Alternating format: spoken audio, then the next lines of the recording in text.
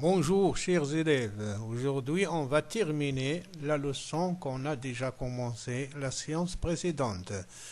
Dans cette séance-là, on a vu la tension électrique alternative sinusoïdale. C'est une tension qu'on a visualisée à partir d'un oscilloscope. Puis on a vu la tension aux bornes d'une pile. C'est une tension constante ou bien continue et sa valeur s'exprime en volts. Après, on a vu la tension aux bornes de la prise du secteur. On a visualisé cette tension avec l'oscilloscope. C'est une tension alternative sinusoïdale. Après, on a vu les caractéristiques de la tension alternative sinusoïdale. Elle a 5 caractéristiques. La première, c'est qu'elle a une tension maximale. La deuxième, elle a une tension efficace qu'on mesure avec un voltmètre. La troisième caractéristique, c'est qu'il existe une relation entre la tension maximale et la tension efficace.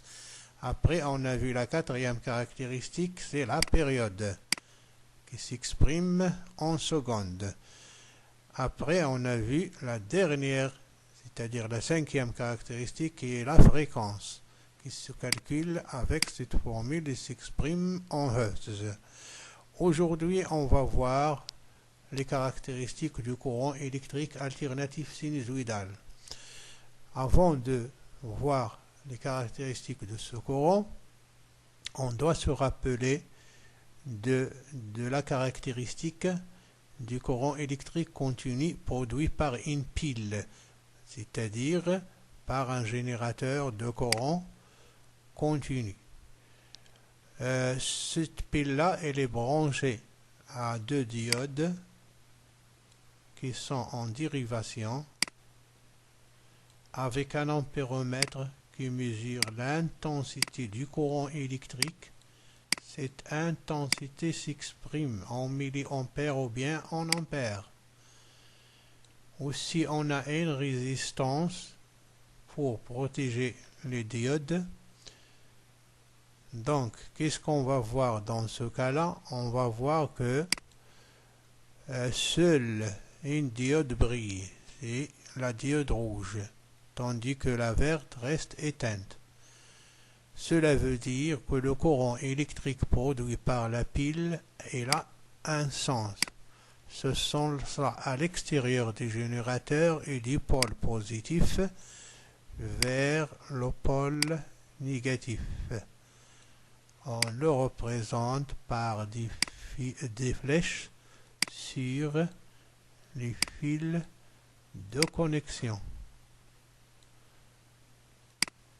Donc le sens du courant électrique continu est à l'extérieur du générateur du pôle positif vers le pôle négatif. Ce courant-là, qui est continu, on le symbolise soit avec le symbole égal, soit avec les deux lettres DC qui signifient dipôle continu, soit avec les deux lettres CC qui signifie courant continu. La question qui se pose maintenant, si on remplace la pile par un générateur à basse fréquence, sachant qu'aux bornes de ce générateur à basse fréquence, on a une tension alternative sinusoïdale, comment sera la nature du courant que produit ce générateur? Donc voici le schéma de l'expérience. Ici on a le symbole du générateur à basse fréquence.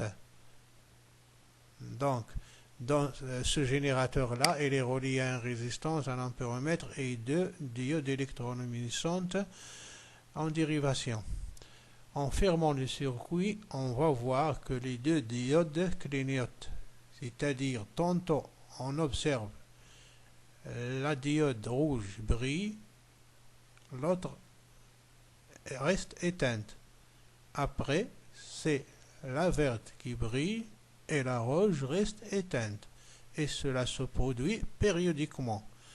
Cela veut dire que le courant électrique produit par le générateur à basse fréquence a un sens variable. tantôt il a ce sens, dans ce cas-là c'est la rouge, c'est la diode rouge qui brille, tandis que la verte reste éteinte. Arrivant à ce point-là, le sens du courant change. Et dans ce cas-là, c'est la diode verte qui brille, tandis que la rouge reste éteinte. Arrivant à ce point-là, le sens du courant change. Et il est dans le sens passant de la diode rouge qui brille, tandis que la verte reste éteinte. Et ça reproduit périodiquement. Ce courant-là, on l'appelle courant alternatif sinusoïdal. Son symbole est soit les deux lettres AC qui signifient courant alternatif, ou bien ce symbole-là. Donc, parmi les caractéristiques du courant alternatif sinusoïdal, il a un sens variable, c'est-à-dire qu'il change, bien sûr, périodiquement. Quelles sont les autres caractéristiques? L'ampéromètre dans ce montage-là indique une intensité qui s'appelle intensité efficace. Elle s'exprime en ampères. Donc, au cours de passage du courant électrique dans les composantes formées par ce circuit, l'intensité du courant change, mais elle ne dépasse pas une valeur. Cette valeur limite s'appelle intensité maximale. On peut la calculer à l'aide de cette formule-là. Donc, des expériences ont montré que l'intensité maximale du courant électrique qui s'exprime en ampères est égale à 1,41 ou bien racine de 2 qui multiplie l'intensité efficace qu'on obtient à l'aide de l'ampéromètre. Parmi les caractéristiques aussi du courant électrique alternatif sinusoïdal, c'est qu'il a une période. La période, c'est le temps nécessaire au courant pour qu'il reprenne la même valeur et dans le même sens. C'est-à-dire, ça correspond à un aller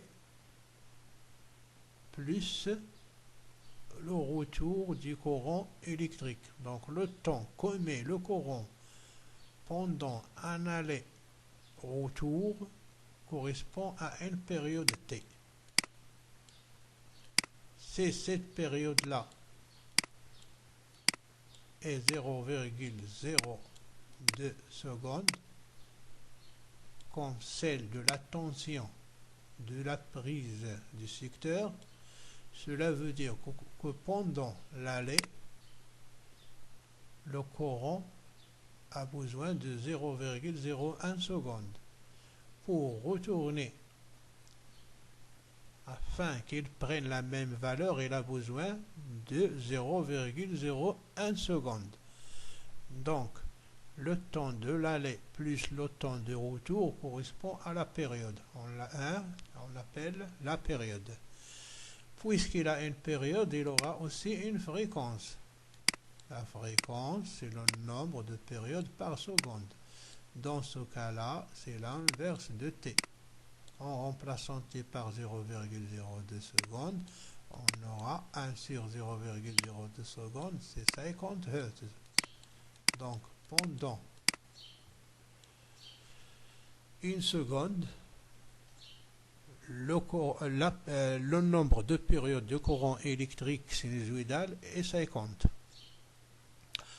Donc, ce sont les caractéristiques du courant électrique alternatif sinusoïdal. Elle a un sens variable, elle a une intensité efficace, elle a une intensité maximale, elle a une période T et elle a une fréquence F. Donc, sachant que la période et la fréquence de la tension sont les mêmes que la période et la fréquence du courant alternatif sinusoïdal. Donc, afin de bien retenir ces caractéristiques, vous devez, chers élèves, réaliser les deux exercices suivants. Voici le premier exercice et voici le deuxième. Donc, il faut aussi écrire la suite de cette leçon sur vos cahiers. Merci de votre attention et à la prochaine fois.